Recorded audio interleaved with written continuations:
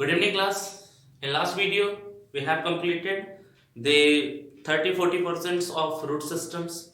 Okay, so in root system, we have discussed how the roots are generally found in the soil and what is the nature of roots. And we have also discussed the roots generally comprises four types of cell divisions process, in which we have seen that the roots possess root cap, cell division, cell elongation in root system. So there is numerous things are generally covered in roots. Okay, so that is a very important portions, and most of the times the roots and stem both they play a very important role for the any plants. Okay, so without roots and without stem, the plants is not supported. So first of all, the main and important role plays in plant section is root system and shoot system. Okay, so in last video we have discussed that the below portions of any plant which are found in the soil, that is called root system, and after the remaining portions of root, the upper portions in this which bears flowers, leaves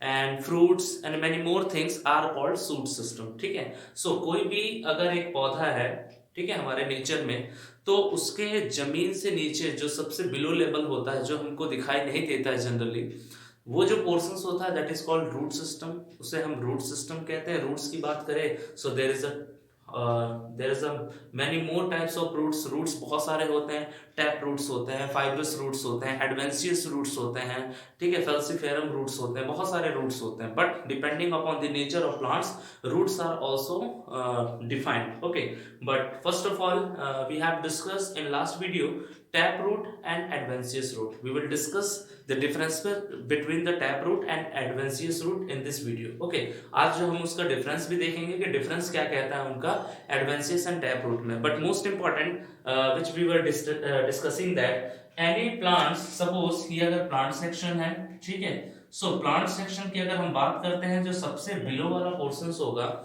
इस portions को हम root system कहते हैं. Roots are generally formed in the soils which are very tightly packed and tightly compact in natures.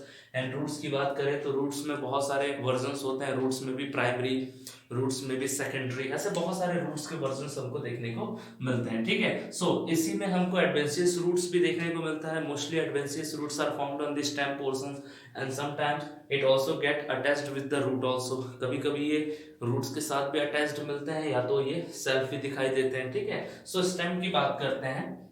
So stem is a very important things and which we are going to study today. But before, you have to understand that there is a too much difference between root system and shoot system. Both the names are generally approx similar. Root और shoot में थोड़ा difference है.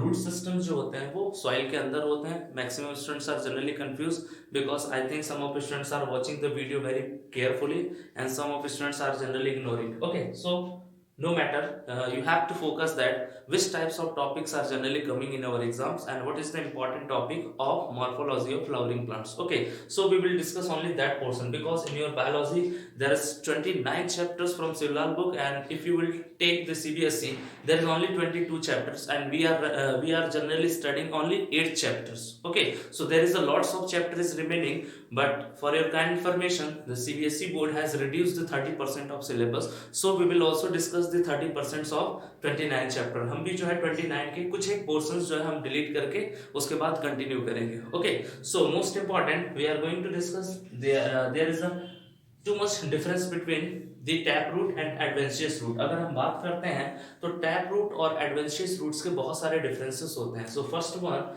Tap roots की अगर हम बात करते हैं तो उनका जो सबसे पहला डिफरेंस है, डिफरेंस में roots arises from the radical of embryo. हमने देखा है कि जो भी हमारे सीड्स होते हैं जब वो डॉर्मेसी पीरियड से निकलते हैं तो यहाँ से जो रेडिकल टाइप के स्ट्रक्चर्स दिखते हैं जो टर्मिनल एंड पे होते हैं, इसे हम रूट कहते हैं. ठीक है, इसे हम सॉरी टैप रूट्स कहते हैं. ठीक है, रूट्स उसी का फॉर्म है. And after that the primary roots from the elongation of radical long lived. अगर हम बात करें सो मोस्ट इंपॉर्टेंट ये जो है वो आपके जो रेडिकल पोर्शंस होते हैं जो जनरली इलोंगेट होते हैं. इलोंगेशन का मतलब होता है किसी चीज का एक्सपेंड होना यानी फैलना, उसी को हम इलोंगेशन कहते हैं. जब रेडिकल हमारा जो प्राइमरी रूट्स के जो पार्ट्स होते हैं जब उसमें हमें सेल डिवीजन के दौरान जब हमें इलोंगेशन दिखाई देता है उस टाइम पे प्राइमरी रूट्स तैयार होते हैं, प्राइमरी से फिर सेकेंडरी बनता है, सेकेंडरी से फिर टर्सरी तैयार होते हैं, ठीक है। सो मोस्ट इंपॉर्टेंट अगर हम बात करें, इनका जो फॉर्मेशन होता है वो जनरली प्राइमरी रूट से सेकेंडरी होते हैं, सेकेंडरी से फिर टर्सरी। इसके बीच में इन्हें काफी समय मिल जाता है इनके लाइफ स्पैन को, that is called the long lived, इसलिए हम इन्हें ज्यादा समय तक जीने वाले स्टेप्स और सबस्टेंस के नाम से भी जानते हैं, क्योंकि ये इनकी जो लाइफ है वो लॉन्ग लिव्ड हो जाती है, क्योंकि मोस्टली टाइम ये फॉर्मेशन में ही इनका ज्यादा समय निकल जाता है। प्राइमरी बनाते हैं, सेकेंडरी बनाते हैं, टर्सरी बनाते हैं और भी बहुत सारे, ठीक है। इनकी लाइफ साइकिल काफी स्ट्रांग होती है, क्योंकि अगर पूरा का पूरा स्टेम भी कट जाता है sometimes, then roots will able are capable to produce some of the new stems and new plants, whole plant, ठीक है। आपको पूरा सेल थेरेपी की वजह से हम डिस्कस करेंगे 12th क्लास में। सेल थेरेपी एक स्पेशल टाइप ऑफ स्टडी है जिसमें एक छोटे से पार्ट्स के फ्लावर प्लांट से हम एक नया प्लांट जो है हाइब्रिड वर्जन का तैयार कर सकते हैं, ठीक है। सो नेक्स्ट अगर हम बात करें tap roots, generally deep feeder, जो टैप रूट्स होते हैं वो जनरली टर्मिनल एंड की तरफ जाते हैं, not in apical and. Apical and मतलब ऊपर की तरफ और टर्मिनल एंड मतलब नीचे की तरफ। तो जो टैप रूट्स होते हैं वो मोस्टली आपके, अगर हम बात करते हैं तो ये जो रूट जो होते हैं इनके वो डीप फीडर होते हैं, मतलब टैप रूट अंदर की तरफ जाते हैं अपनी फीडिंग के लिए, ठीक है। Whether they are taking from minerals and waters and many more nutrients, ठीक है, इन सारी चीजों के लिए।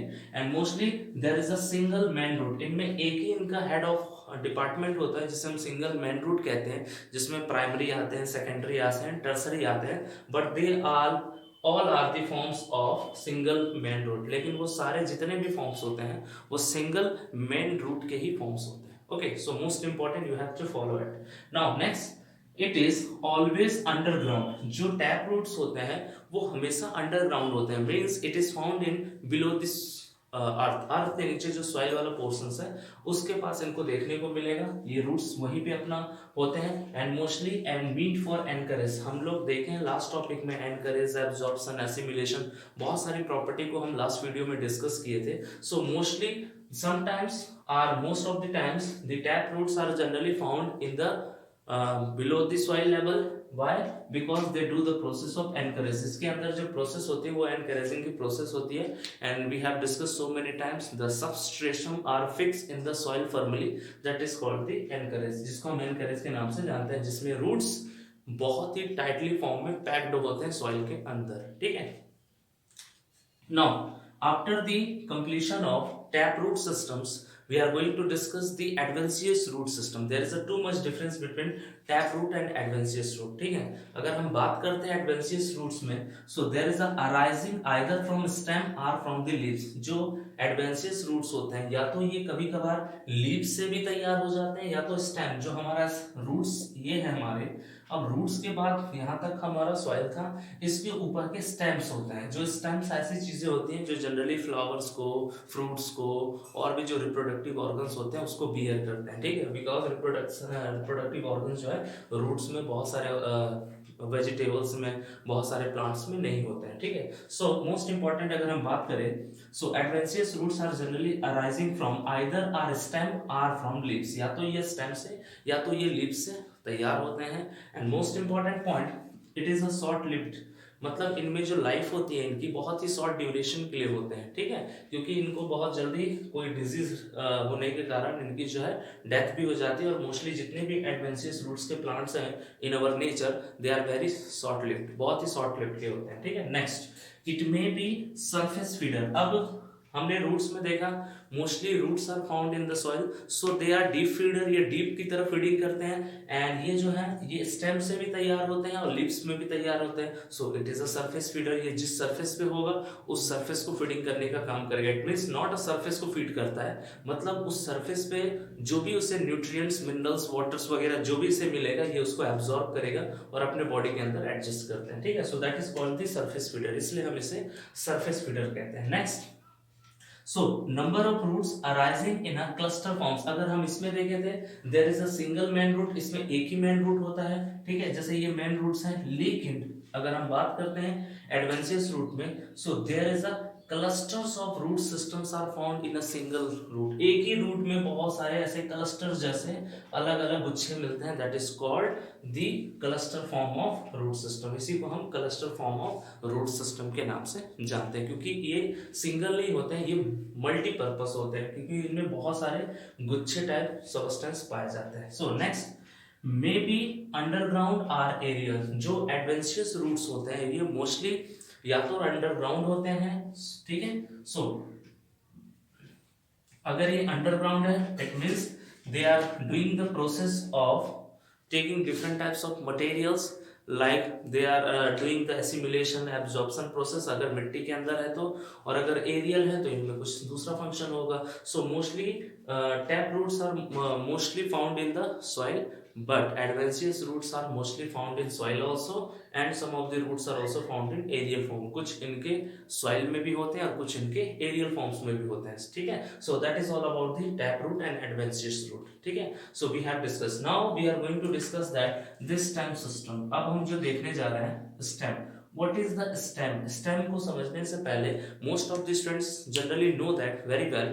stem means जो प्लांट का जो सबसे ऊपर का जो पोर्शन दिख रहा है जिसके ऊपर प्लांट्स पूरा स्टेबल है, but most of the students are just not knowing the meaning of stem, exact meaning क्या है stem का।